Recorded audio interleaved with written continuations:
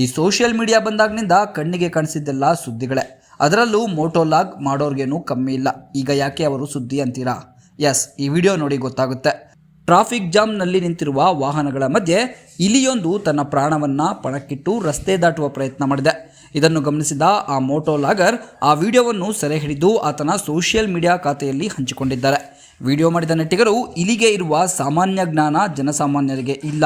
ರಸ್ತೆ ದಾಟಬೇಕಾದ್ರೆ ಜಿಬ್ರಲ್ ಲೈನ್ ಬಳಸಬೇಕು ಅನ್ನೋದು ಈಗಿನ ಜನಕ್ಕೆ ಗೊತ್ತಿಲ್ಲ. ಇಲಿಯ ಈ ಸಾಹಸ ಕಂಡು ಹಾಡಿ ಹೊಗಳಿ ಕೊಂಡಾಡಿದ್ದಾರೆ.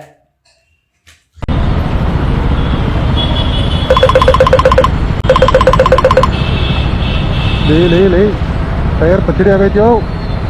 ಓದ